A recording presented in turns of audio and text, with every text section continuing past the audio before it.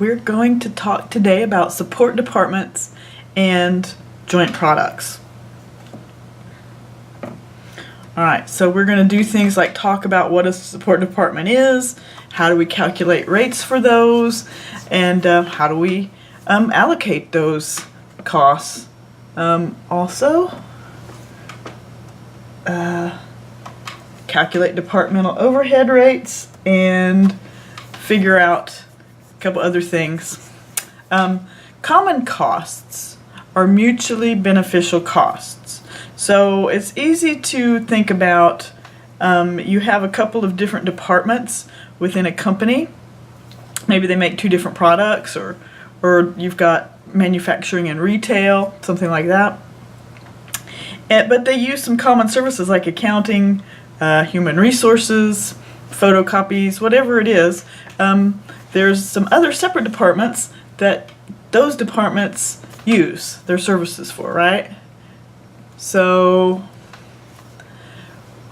typically we're dividing these departments into producing and support, all right? So we want to allocate the support department costs over to those producing departments. So usually the cost object is more the department than the actual product. So how do we do this? Well, we departmentalize the firm.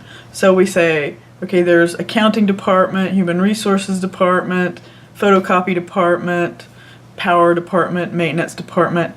Then there is kind of what we call operations, like the manufacturing department and the sales department, right? So you divide things up into departments. Then you classify them in support or producing. Then you trace the costs to the departments. And then you take those support department costs and allocate them to the production departments. Of course, you do it with predetermined overhead rates, and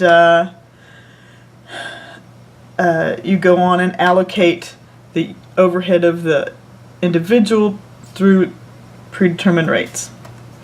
Okay, so support departments, you often charge a rate. So you can use a single or a dual rate. You can use budgeted or actual. Just like for everything else we've learned, there's often a fixed or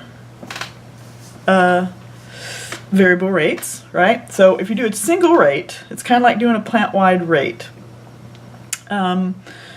You say, okay, I'm going to charge accounting, and we're going to charge it by how many accounting reports the department orders, and we'll just figure that out. So it's like one rate, fixed costs plus estimated variable costs, and divide it by usage, right? So accounting may change how their fixed costs, they may change their variable costs, but you go ahead and you estimate that, and you divide it by what you think to support the production department will use, and then you come up with a rate. Sometimes you have multiple rates, so it would be like a fixed rate plus a variable rate. I always think of a great example for this is the copying department. A lot of places I've worked had a separate department, and you would request copies. The university has one.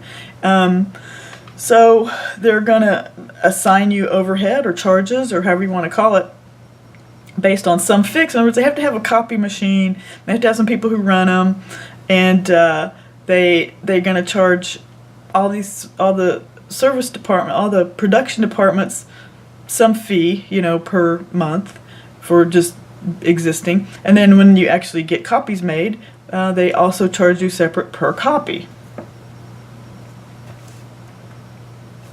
And we allocate that with a three-step procedure. Figure out the fixed part, so you have a rate for that, and then you figure out the ratio to do that. And we'll do some examples of all of these. So here's a comparison of single rate and dual rate, right? And they're using copies. So the Production departments are audit, tax, and management accounting services. And they order copies, and there's just a rate, and they get allocated that cost for the copy department. Dual rates, everybody's going to get charged based on the rate per copy, and they're also getting a fixed rate, a fixed allocation based on their percentage of use. All right, so gathering the data for these separate departments is important because we're going to use that to do our calculations. All right, so if you're using some kind of driver like kilowatt hours, maintenance hours, labor hours, whatever it is, you need to gather the data on how much the departments use and figure out their activity, and you have to figure out the costs that you're going to spread across these producing departments. So if you look at these support departments, power and maintenance, you'll see that they use each other. So that's going to become a factor in some of our calculations later on. But you can imagine grinding, assembly are our production departments. Power has 250,000 costs that they need to allocate to grinding and assembly. Maintenance has 160,000 they need to allocate to grinding and assembly. How do we do that fairly or appropriately or most accurately, however you want to call it? So that's what we're doing. We're trying to get the data for these support and producing for these support departments so we can properly do our cost estimations for them.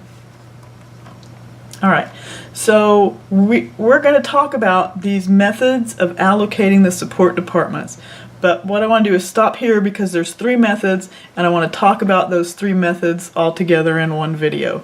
All right, so next video will be how do we take those support department costs and spread them across production departments.